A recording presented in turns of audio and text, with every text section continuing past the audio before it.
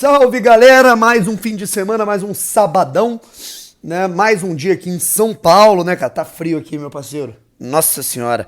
Mas vamos lá, galera. Antes de eu ficar abarrotado a tarde inteira, cheio de trabalho pra fazer, vamos trocar uma ideia aqui rápida. Eu tô tentando ver se a gente consegue fazer uma live amanhã de manhã, tá legal? Acho que vai ser mais jogo do que hoje, que eu tô bem abarrotado aqui. São 11h30 da manhã deste dia 11 de junho de 2022. Vamos falar de John Textor de uma maneira diferente. Ele que dessa vez falou ao GE, falou pro Globo Esporte, né? Trocou uma ideia, né, com o pessoal lá do GE e falou um pouquinho sobre o que ele pretende fazer. Se inscreva aqui no canal. Ele falou aqui sobre os reforços que o Botafogo vai querer contratar, além daquilo que a gente já falou lá no último vídeo. Se você não viu, veja, que tá tudo bem destrinchado sobre algumas falas dele, não só, né, de maneira informal, mas também ao jornal O Globo. Né, o John Textor agora, além de falar que ele vai querer trazer uns 8 reforços, né, contando aí com o Marçal, com o Zahavi, pode ser que o Gabriel Pires esteja envolvido nessa. Ele vai querer contratar também mais do que na primeira janela, perdão. Ele fala categoricamente que ele quer gastar mais do que no primeiro momento em que ele chegou para fazer transações para melhorar a equipe do Botafogo. Lembrando que ele gastou na casa dos 60 milhões de reais, 65, né? Entre 60 e 70 milhões de reais na cotação dólar real. Ele vai querer gastar mais do que 65 milhões de reais. E aí quando a gente fala mais, né, cara, não é a mais, né? A gente tá falando de ele gastar mais do que ele já fez na primeira janela. E a gente vai falar um pouco sobre essas ideias dele e também sobre a proteção que ele deu ao Luiz Castro. Muita gente não gostou. Eu vou mostrar um outro lado aqui, embora a gente tenha que ter o senso crítico. Eu tenho aqui algumas discordâncias e algumas preocupações. Se inscreva aqui no canal Brown e Fogo. Deixa o like, ativa o sininho para você não perder absolutamente nenhuma novidade. Muito obrigado, chegamos aos 75 mil inscritos por aqui. E continua se inscrevendo, aperta nesse botão vermelho aí que você vai ter tudo na palma da sua mão sobre o Botafogo, pelo menos 2, 3 vezes por dia aqui no nosso canal, beleza?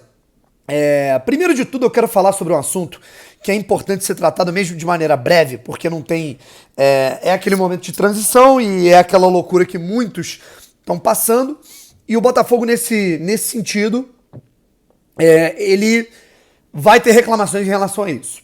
Funcionários do Botafogo demitidos entre 2019 e 2021, cobrando que o Botafogo pague aquilo que foi acordado lá atrás. Só que como chegou a SAF, mudou tudo, né? E aí o Botafogo não está pagando esse parcelamento, né, de verba, né, de FGTS, de tudo mais, né, de todos os envolvidos que foram demitidos, dentre eles Sebastião Leônidas, ídolo, um dos maiores zagueiros da história do futebol brasileiro, do Botafogo, foi funcionário do Botafogo das categorias de base durante muito tempo e foi demitido lá em 2020.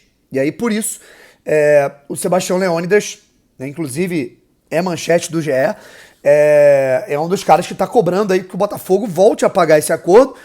E há um impasse, né? O clube social já não tinha, tem menos dinheiro ainda, né? E o John Textor, ele assume o clube e coloca todas as dívidas que havia pego no clube social para colocar numa fila, né, do regime centralizado de dívidas e ir pagando aos poucos, né, numa fila que é totalmente grande e confusa. E aí alguns acordos, eles, no ruim, teriam que ser resolvidos por boca. E aí é o caso, na minha opinião, que deveria acontecer com o Sebastião Leônidas, por ser um ídolo histórico do Botafogo, né? Com o ídolo não tem conversa, tem que colocar o cara na mesa e tratar com todo o respeito do mundo, um dos maiores nomes da história do Botafogo, e eu espero que o Botafogo resolva isso. E agora, é uma cutucada, eu não gosto nem de ficar falando disso, né, cara, porque gera muito atrito de oposição com situação, e aí uma palavra pode ser pega de maneira não muito legal. Mas que zona tá o clube social, cara? Que zona tá a sede social do Botafogo? Né? Não tem muito a ver com esse caso específico, né? Mas é impressionante como a gente brincava aqui, né? Pô, esses caras têm que cuidar da piscina, esses caras têm que cuidar da sauna do clube, não do futebol, pensando que isso era uma coisa simples pra eles, né? E nem isso é, né? Porque se você chegar lá, né, cara, não tem imagens, né? Mas se você chegar lá na nossa sede histórica do Casarão Nobre, né, de General Severiano, né? Você chegar lá na sede, né? Encontrar ali um museu, sala de troféu, o campo, enfim. Cara, você vai ver tudo largado, né? As paredes, né? A piscina do clube, tudo largado, né? Não tem dinheiro e eles não trabalham para ter.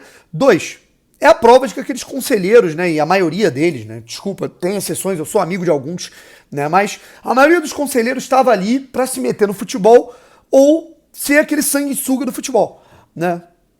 De achar que mandem alguma coisa, né? De ter alguma influência.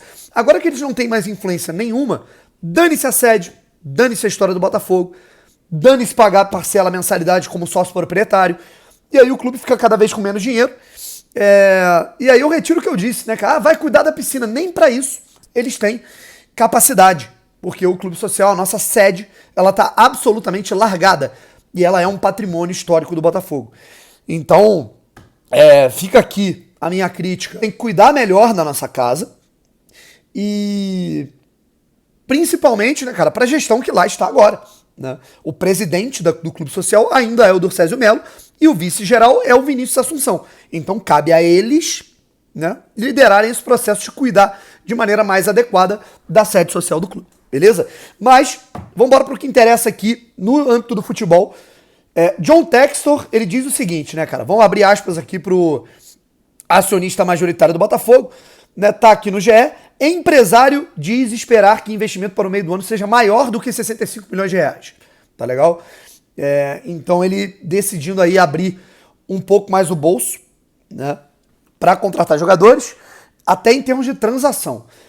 O Texas diz o seguinte: gosto de sonhar junto com os torcedores e vencer nossos rivais com a vida no G4, topo da tabela, mas gosto de sonhar de olhos bem abertos. E ninguém deve esperar que entremos no estádio com o melhor time do campeonato, com o time titular e ainda em construção e apagar 40 anos de frustração. A derrota do Palmeiras não será a última vez que nos envergonharemos no caminho para construir um time campeão. Isso ele disse ao O Globo, né? Nossos torcedores têm o direito de ficarem chateados. A noite passada foi dolorosa, mas continuaremos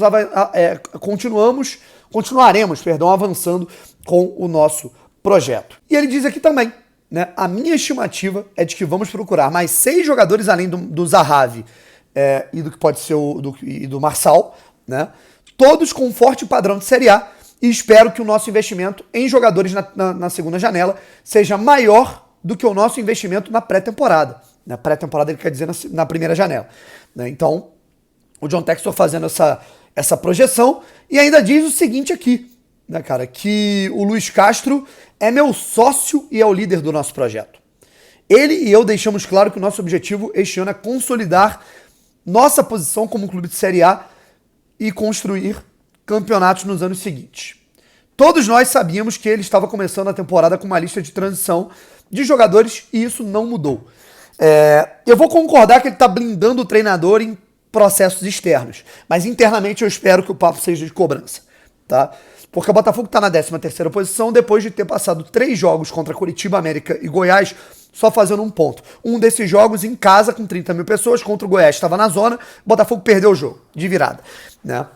Então, eu não acho que a gente deva depender apenas do investimento da segunda janela. Eu acho que a gente já poderia estar consolidando um futebol em termos de resultado para se manter numa posição mais confortável que não seja um ponto acima da zona do rebaixamento, em 13º lugar, tendo uma sequência agora com São Paulo, já passou o Palmeiras tomar uma porrada, São Paulo que já abriu ingresso, inclusive abriram os ingressos aí para Avaí e São Paulo, Fluminense, Red Bull Bragantino, depois tem Atlético Mineiro. Então é uma situação que eu acho que a cobrança interna por uma situação mais confortável ela tem que ser grande.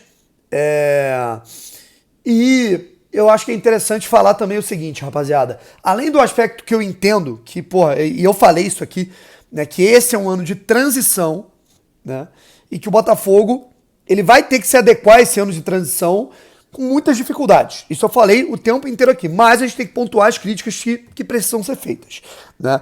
Continuo achando, é óbvio que é maravilhoso você ouvir da boca do dono do Botafogo, do honorário do Botafogo, que ele vai querer investir mais do que ele já investiu. É inegável que é maravilhoso, né, a gente ouvir isso. Mas eu acho que não é questão de ser da boca para fora, não acho que seja uma mentira. Acho que ele realmente vai querer investir legal para que a gente tenha uma coisa muito mais significativa para ter um fim de ano tranquilo, né? Eu concordo quando ele fala que esse ano é de consolidar as situações, porque é importante racionalizar as expectativas.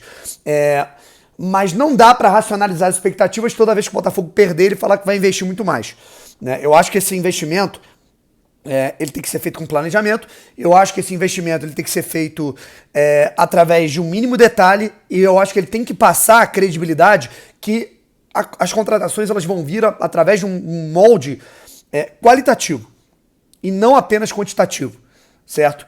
Me deixa um pouco preocupado de, putz, cara, tá dando errado, vamos contratar. Tá dando errado, vamos gastar mais 60 milhões. Tá dando errado, mais 100. Né? E eu não acho que tem que ser assim o processo. Eu acho que a parada tem que ser independente do atual momento, de oscilações, de quarto lugar, 13º, o Botafogo olhar e falar, cara, a gente precisa de tais posições e qualitativamente precisa melhorar, subir mais 2 degraus. Vamos colocar assim, numa escala de competitividade, subir uma prateleira. Eu não acho que o papo tem que ser, por exemplo, que ele mesmo falou lá na live que a gente esteve presente com ele lá no Fala Fogão. Se a gente tiver em quarto, vamos partir para investir pro título, né? Se não, então eu acho que a gente não tem que se basear na empolgação, né, apenas na empolgação do torcedor. É claro que a empolgação do torcedor é importante, mas eu acho que a parada ela tem que ser planejada de uma maneira concreta para que não se confunda e não se conturbe o ambiente, tá bom? Essa pelo menos é a minha visão. Eu quero saber o que vocês pensam e o que vocês projetam para esse segundo semestre. Qual é a opinião de vocês? Se gastar realmente mais do que 65 milhões, vocês ficam tranquilos ou nem tanto? Quero a opinião de vocês sobre tudo isso que está acontecendo. À noite voltamos com mais conteúdo, tá bom? Beijos, fui!